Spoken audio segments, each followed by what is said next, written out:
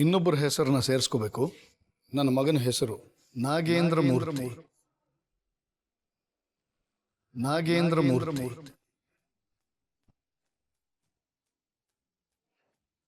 ಏನಾಯ್ತಮ್ಮ? ಯಾಕೆ ಹಾಗೆ ಎದ್ದು ಬಂದೆ?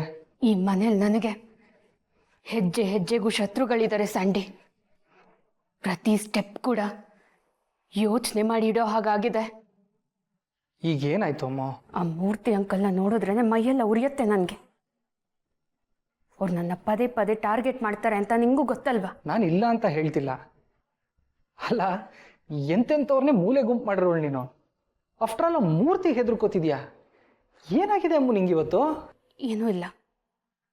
ಆ ಮನುಷ್ಯ ನನ್ನ ಎಮೋಷ್ನಲ್ ಆ್ಯಂಗಲಿಂದ ಟಾರ್ಗೆಟ್ ಮಾಡಕ್ಕೆ ನೋಡ್ತಿದ್ದಾನೆ ಅನ್ನಿಸ್ತು. ಅದಕ್ಕೆ ಎದ್ದು ಬಂದೆ. ಎಮೋಷ್ನಲ್ ಆ್ಯಂಗಲ್ಲ ಅಂದರೆ ನನಗೆ ಅರ್ಥ ಆಗ್ತಿಲ್ಲ. ಹೌದು, ಮೂರ್ತಿ ಅಂಕಲ್ಲು ಅದ್ಯಾರೋ ನಾಗೇಂದ್ರ ಅಂತ ಹೆಸರು ಹೇಳಿದ್ರಲ್ಲ, ಅದ್ಯಾರು?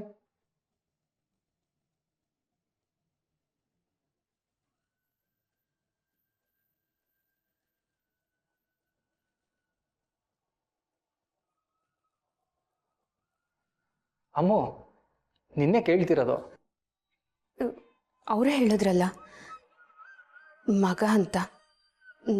ನಾಗೇಂದ್ರ ಅಂದರೆ ಮೂರ್ತಿ ಅಂಕಲ್ ಮಗ.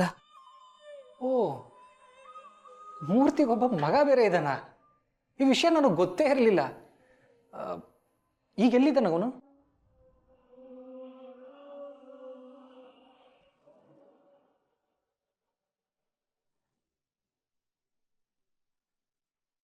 ನನಗೇನು ಗೊತ್ತು?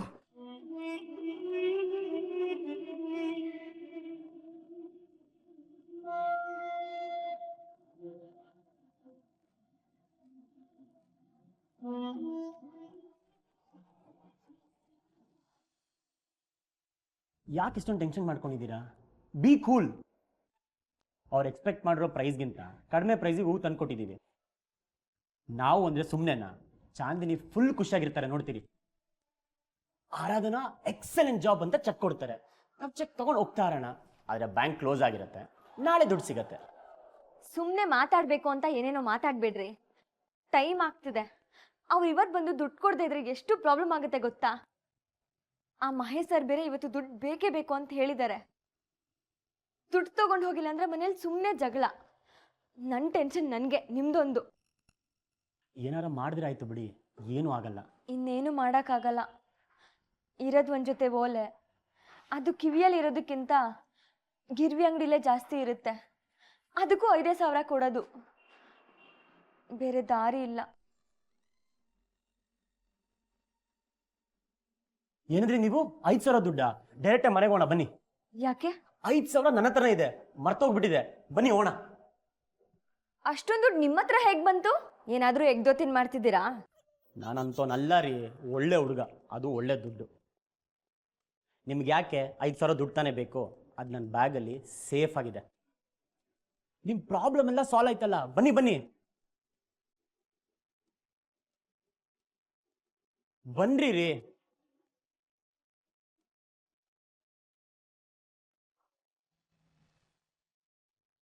ಯಾವಾಗ ವಿಡ್ರಾ ಮಾಡಿರೋ ದುಡ್ಡು ಇನ್ಯಾವಾಗ ಉಪಯೋಗ ಬರ್ತಿದೆ?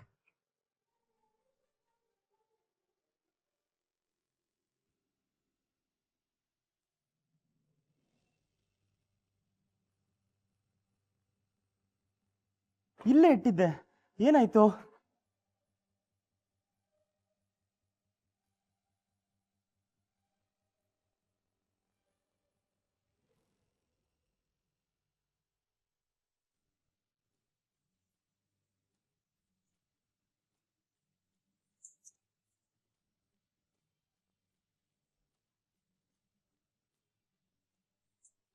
ಬ್ರೋ, ಬ್ಯಾಗಲ್ಲಿ ಅಮೌಂಟ್ ಇಟ್ಟಿದ್ದೆ, ನೋಡಿದ್ರಾ?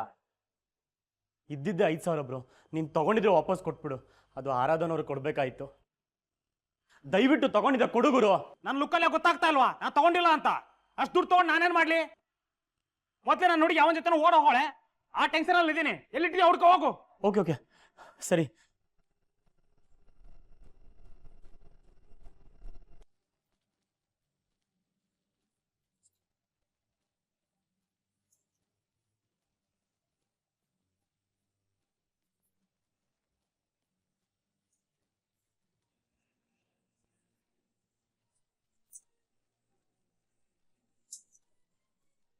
ಅಣ್ಣ ನನ್ನ ರೂಮಲ್ಲಿ 5,000 ದುಡ್ಡಿಟ್ಟಿದ್ದೆ ನೋಡಿದ್ರಾ? ನಿನ್ ರೂಮಲ್ಲಿ ಇಟ್ಟಿದ್ದ 5,000 ನನಗೇನ ಗೊತ್ತು? ಅಲ್ಲ ಅಣ್ಣ, ಅಲ್ಲೇ ಏನಾಯ್ತು ಚಂದ್ರಣ್ಣ? ಯಾಕೆ ಇವನು ಇಷ್ಟೊಂದು ಗಾಬರಿ ಅಲ್ಲಣ್ಣ? ಇವನ್ ರೂಮಲ್ಲಿ 5,000 ಇಟ್ಟಿದ್ದಂತೆ. ನೀನ್ ನೋಡಿದ್ಯಾ ಅಂತ ನನ್ನೇ ಕೇಳ್ತಾ ಇದ್ದಾನೆ. ಅಲ್ಲಣ್ಣ, ನಿಮ್ಮ ಹತ್ರ ಕೇಳ್ತಾ ಇದ್ದಾನೆ ಅಂತ. ನೀವೇನು ಕಳ್ಳರ ಥರನ ಕಾಣಿಸ್ತೀರಾ? ನನ್ನ ಬ್ಯಾಗಲ್ಲಿ 5,000 ದುಡ್ಡಿತ್ತು. ನೀವು ಯಾರೋ ನೋಡಿದ್ರೆ ದಯವಿಟ್ಟು ಕೊಟ್ಬಿಡಿ ಪ್ಲೀಸ್. ಏ ಎಂತದ ನಿಂದು 5,000 ನಾವೆಂತಕ್ಕೆ ತಗೊಳ್ಳೋದು? ಅಲ್ಲ, ಈ ಒಟ್ಟಾರದವ್ರೆಂತ ನಿನ್ನ ಕಣ್ಣಿಗೆ ಕಳ್ಳರ ತರ ಕಾಣ್ತಾರ? ನೋಡ್ ಮಗ, ಇಲ್ಲಿರೋರು ಎಲ್ಲರೂ ಒಂದ್ ಅಳತೆಯಲ್ಲಿ ಬದುಕೋರು ನಿಜ. ಹಾಗಂತ ಇಲ್ಲಿ ಯಾರು ಕಳ್ಳರಿಲ್ಲಪ್ಪ.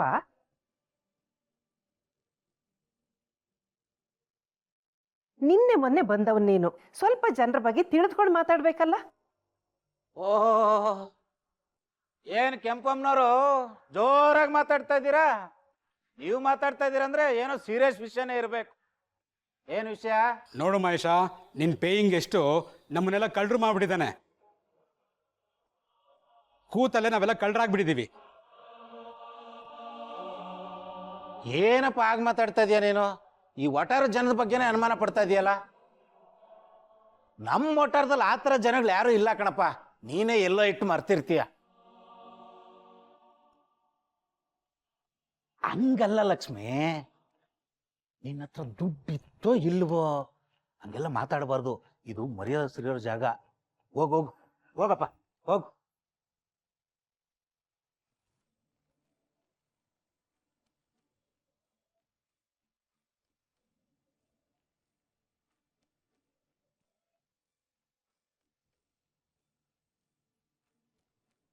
ಹೇಗಿದೆ ಮಗಳೇ ಸ್ವೀಟು?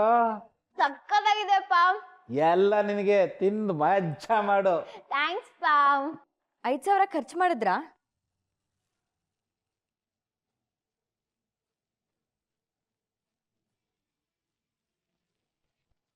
ಐದು ಸಾವಿರ?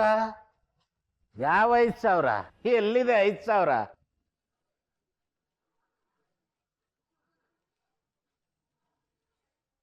ಅಮ್ಮ, ನಿಮ್ಮ ಯಜಮಾನ್ರು ರಾಜ್ ಅವ್ರ ರೂಮ್ಗೆ ಹೋಗಿದ್ರಾ? ಹೋಗಿರ್ಬೇಕು ಕಣೆ. ಯಾಕೆ? ಅಲ್ಲಿ ಯಾಕೆ ಹೋಗಿದ್ರು? ಅಯ್ಯೋ, ಆ ಹುಡುಗನ್ ಅವ್ರು ತಾನೇ ಕರ್ಕೊಂಡು ಬಂದಿದ್ದು. ಏನೋ ವಿಚಾರ್ಸಕ್ ಹೋಗಿರ್ಬೇಕು. ಹಾಗಲ್ಲಮ್ಮ, ರಾಜ್ ಇಲ್ದೇ ಇದ್ದಾಗ ಅವ್ರ ರೂಮ್ಗೆ ಹೋಗಿದ್ರಾ ಅಂತ ಕೇಳ್ದೆ. ರೂಮ್ ಕ್ಲೀನ್ ಮಾಡಿಲ್ಲ, ರೂಮ್ ಕ್ಲೀನ್ ಮಾಡ್ಬೇಕು ಅಂತ ಹೋಗಿದ್ರು. ಯಾಕೆ, ಏನಾಯ್ತು?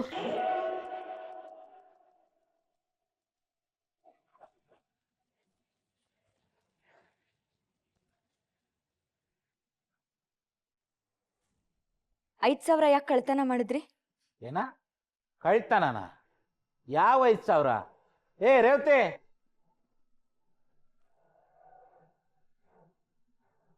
ಕೇಳಿಸ್ಕೊಂಡೆ ನಿನ್ ಮಗಳು ಮಾತಾಡ್ತಾ ಇರೋದು? ಇಷ್ಟ ದಿನ ನನ್ನನ್ನ ಬೇಜವಾಬ್ದಾರಿ ಅಂತ ಇದ್ಲು, ಈಗ ಕಳ್ಳ ಅಂತ ಇದ್ದಾಳೆ. ಇಷ್ಟು ದಿನ ಈ ಮನೆನ ಹೆಗಲ್ ಮೇಲೆ ಹೊತ್ಕೊಂಡು ಕಾಪಾಡಿದ್ದಕ್ಕೆ ಕಳ್ಳ ಅನ್ನೋ ಪಟ್ಟ. ಒಳ್ಳೆ ಮರ್ಯಾದೆ. ನಾನು ನಿಮಗೆ ಎದುರು ಮಾತಾಡಬಾರ್ದು ಅನ್ಕೋತೀನಿ, ಆದರೆ ನೀವು ಮಾಡೋ ಕೆಲಸ ನನ್ನನ್ನು ಹಾಗೆ ಮಾಡಿಸುತ್ತೆ. ಇವಾಗಂತದ್ದು ಏನು ಮಾಡಿದೆ ನಾನು? ಪ್ರತಿ ಸಲ ನಿಮ್ದು ಇದೇ ಆಯಿತು. ಮನುಷ್ಯನಿಗೆ ಸ್ವಲ್ಪನಾದರೂ ಸ್ವಾಭಿಮಾನ ಅನ್ನೋದಿರಬೇಕು. ಬೇರೆಯವ್ರಿಗೆ ಉತ್ತರ ಕೊಡದೇ ಇದ್ರೂ ನಮ್ಮ ಮನಸ್ಸಾಕ್ಷಿಗೆ ಉತ್ತರ ಕೊಡಬೇಕು. ನಿಮ್ಮ ಫ್ರೆಂಡ್ ಕಡೆಯವರು ಅಂತ ಕರ್ಕೊಂಡು ಬಂದು ಒಟ್ಟಾರದಲ್ಲಿರೋದಕ್ಕೆ ಜಾಗ ಮಾಡಿಕೊಟ್ಟಿದ್ದೀರಾ. ಅವ್ರ ಹತ್ರನೇ ಹೋಗಿ ಕಳ್ತನ ಮಾಡಿದ್ದೀರಲ್ಲ, ಏನು ಅನ್ಸಲ್ವಾ ನಿಮಗೆ? ಏ ನನ್ನ ಹೆಂಡತಿ ಮಗಳೇ, ಮಾತಾಡಕ್ಕಿನ ಮುಂಚೆ ಯೋಚನೆ ಮಾಡಿ ಮಾತಾಡು. ಸ್ವಾಭಿಮಾನ ನಿನ್ನಿಂದ ನಾನು ಕಲಿಬೇಕಾಗಿಲ್ಲ. ಏನ್ ಅನ್ಕೊಬಿಟ್ಟಿದ್ಯಾ ನೀನು? ಹಲೋ, ಲಕ್ಷ ಲಕ್ಷ ಸಂಪಾದನೆ ಮಾಡೋ ತಾಕತ್ತಿದೆ ಈ ಮಹೇಶನ್ಗೆ. ಆದ್ರೆ ದುಡ್ಡಿಗೆ ಕಿಮ್ಮತ್ತೆ ಕೊಡಲ್ಲ ನಾನು. ನ್ಯಾಯ ನೀತಿಯಿಂದ ಬದುಕ್ದವನು. ದುಡ್ಡು ಕಂಡ್ರೆ ಅಸಹ್ಯ ನನಗೆ. ನನ್ನ ಮೇಲೆ ಕಳ್ತನದ ಆರೋಪ ಹಾಕ್ತೀಯ ನೀನು? ಇದೆಲ್ಲ ಚೆನ್ನಾಗಿರಲ್ಲ ನೋಡು. ನೋಡ್ದಾರೆ ಇವತ್ತು ನಿನ್ನ ಮಗಳನ್ನ ಆಶ್ರಯ ಕೊಟ್ಟ ಅಪ್ಪನ್ನೇ ಇವತ್ತು ಕಳ್ಳ ಅಂತ ಇದ್ದಾಳೆ. ಇದಕ್ಕೆಲ್ಲ ಕಾರಣ ನೀನು ಕೊಟ್ಟ ಸಲಹೆನೇ ಕಾರಣ. ಗಂಡ ಅಂದ್ರೆ ನಿನಗೆ ಉದಾಸೀನ, ನಿನ್ನ ಮಗಳಿಗೆ ತಾತ್ಸಾರ. ಎಲ್ಲಾ ಸೇರಿ ಇಷ್ಟ ದಿನ ನನ್ನ ಮೂಲೆ ಗುಂಪು ಮಾಡಿದ್ರಿ, ಈಗ ಕಳ್ಳ ಅನ್ನೋ ಪಟ್ಟ. ಅಮ್ಮ ಮಗಳಿಗಿಬ್ಬರಿಗೂ ಸಾಷ್ಟಾಂಗ ನಮಸ್ಕಾರ. ಅಪ್ಪ ಜೀವನ ಪೂರ್ತಿ ಬರೀ ಈ ತರ ನಾಟಕ ಮಾಡ್ಕೊಂಡೇ ಬಂದ್ಬಿಟ್ರಿ. ಮನುಷ್ಯ ಹುಟ್ಟಿದ್ಮೇಲೆ ಸ್ವಲ್ಪನಾದ್ರೂ ಮನುಷ್ಯತ್ವ ಬೆಳೆಸ್ಕೋಬೇಕು. ಮನುಷ್ಯತ್ವ ಇರೋ ಕಡೆ ಬರೀ ನಾಟಕನೇ ತುಂಬಿಕೊಂಡಿದೆ.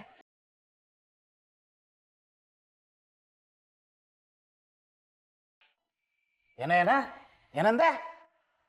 ಒಂದ್ಸರಿ ನಾಟಕ ಅಂತ್ಯ, ಇನ್ನೊಂದ್ಸರಿ ಕಳ್ಳ ಅಂತ್ಯ, ಒಂದೊಂದ್ಸರಿ ಒಂದೊಂದು ಮಾತಾಡ್ತಿಯಲ್ಲ. ಮೊದಲು ಸರಿಯಾಗಿ ಮಾತಾಡೋದ್ ಕಲಿ. ಒಂದೊಂದ್ಸರಿ ಒಂದೊಂದು ಹೇಳ್ತಿಲ್ಲ ಮಹೇಶ್ ಸರ್, ಎಲ್ಲ ಒಟ್ಟಿಗೆನೆ ಹೇಳ್ತಿದ್ದೀನಿ. ಕಳ್ತನ ಮಾಡಿ ಇವಾಗ ನಾಟಕ ಆಡ್ತಿದ್ದೀರಲ್ಲ. ಸಿಕ್ಕಾಕೊಂಡಿರೋದಕ್ಕೆ ಕೋಪ ತೋರಿಸ್ತಿದ್ದೀರಾ. ನೀವೇ ಕದ್ದಿದ್ದು ಅಂತ ನನಗೆ ಗೊತ್ತಾಗಿದೆ. ಇವಾಗ ಏನ್ ಹೇಳಿದ್ರು ಅಷ್ಟೇ. ನೋಡೇ ರೇವತಿ, ನಿನ್ನ ಮಗಳು ನಿನ್ನ ಎದುರುಗಡೆ ಹೇಗ್ ಜೋರಾಗಿ ಮಾತಾಡ್ತಾ ಇದ್ದಾಳೆ. ನಾನ್ ಕದಿಬೇಕಾದ್ರೆ ಇವಳೇನು ವಿಡಿಯೋ ಮಾಡಿದಾಳ? ದುಡ್ಡು ಕಂಡ್ರೆ ನನಗೆ ಆಸೆ ಇಲ್ಲ, ಮುಟ್ಟಲ್ಲ ಅಂತ ಅವಾಗ್ಲಿಂದ ಹೇಳ್ತಾ ಇದ್ದೀನಿ. ಇವಳಿಗೆ ಇನ್ನೂ ದೊಡ್ಡ ಸಾಕ್ಷ್ಯ ಬೇಕಾ? ನಿಮ್ ಸಾಕ್ಷಿ ಯಾರಿಗ್ ಬೇಕಾಗಿದೆ? ಕದ್ದಿರೋದು ಅಲ್ಲದೆ ಸಮರ್ಥನೆ ಬೇರೆ. ಕದ್ದಿರೋದನ್ನ ಒಪ್ಕೊಳ್ಳೋ ಪ್ರಾಮಾಣಿಕತೆ ಆದ್ರೂ ಬೆಳೆಸ್ಕೊಳ್ಳಿ ಸ್ವಲ್ಪ.